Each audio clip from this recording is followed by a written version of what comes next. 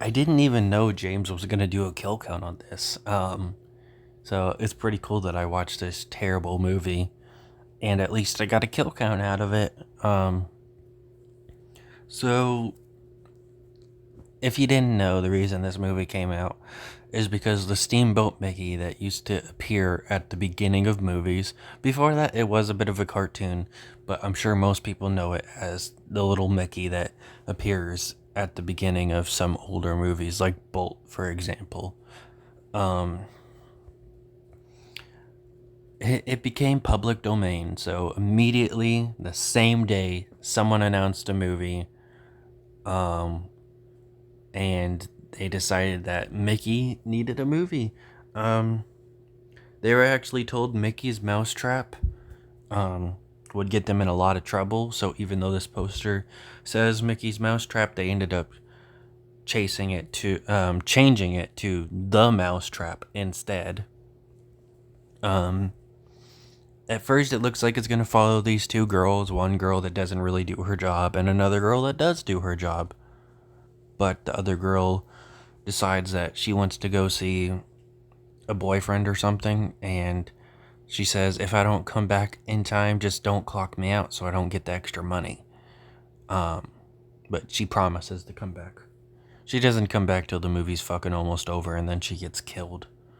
Um, so they had expected you to forget about her too, because one of the characters say, someone we almost forgot, and then she appears. I didn't forget her.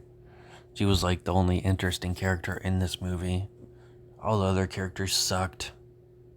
At least she had somewhat of a personality. Um, so yeah, the boss leaves them to stay late at work for some rich kids that booked the place. Turns out to be her friends that are celebrating her birthday a few weeks early, because it wouldn't have been a surprise if they had done it on her actual birthday. Okay, then. There's this character Marcus who's a stereotypical nerd. Didn't care for him. There's a dumb, kind of homophobic line. I don't know what they're going for. Um, where the guy says it's popular to be gay now. No, it's just more normalized, so it's more normal to talk about. That's why it seems like it's popular, but it's not. It's still a very small percentage of the population. He is unfortunately one of the only four survivors. Really, really stupid.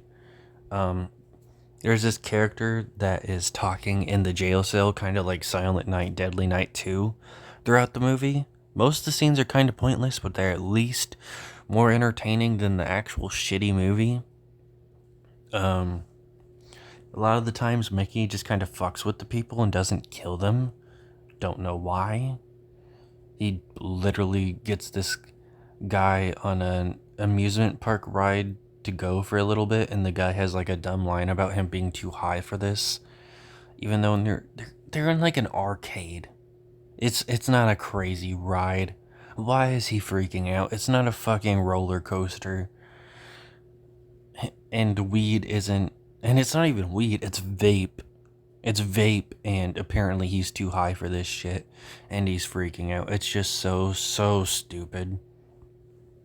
Most characters are forgettable. There is one kind of okay scene that makes it seem like a more original scene where the birthday character gets sour candy as a birthday present from all over the world. It's not just something generic, it's like something that gives her a unique character trait. But she gets killed in the end, so it doesn't really matter. So it's not like she's returning for a shitty sequel. Um, a lot of the characters are stupid. They talk about how a massacre is going to happen. So we know that's going to happen later in the movie at some point. The so-called massacre is these four hockey guys that get hit with hockey sticks. Just hit. They don't get it shoved in their mouth or something.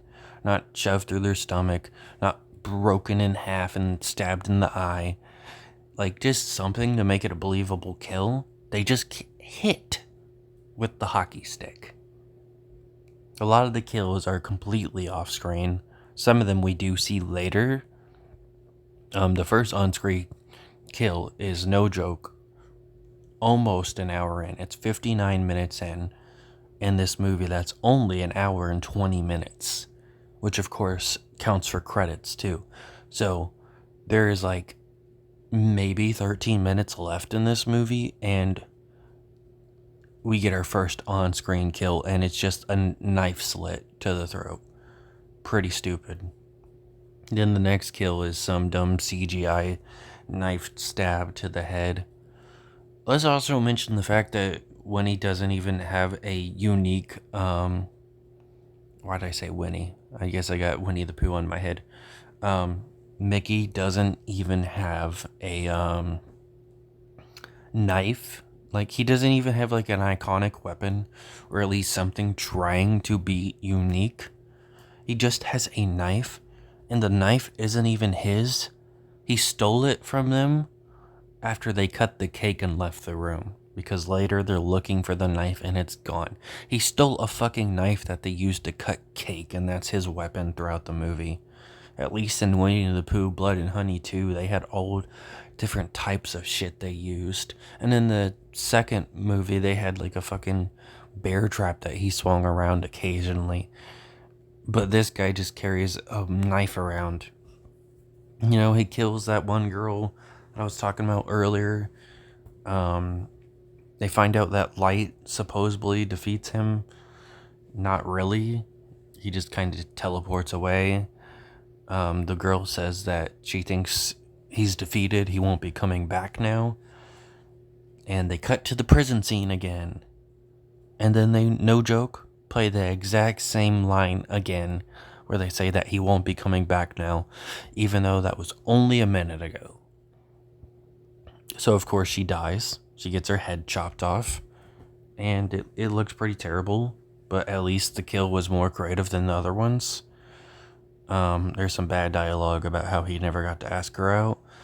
And then the dickhead character is about to say the C word, and the movie ends, so he doesn't.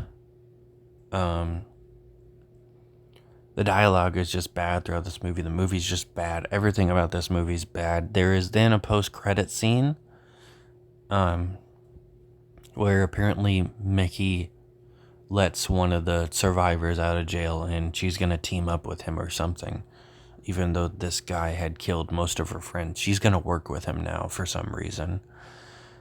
What a fucking joke of a movie, man.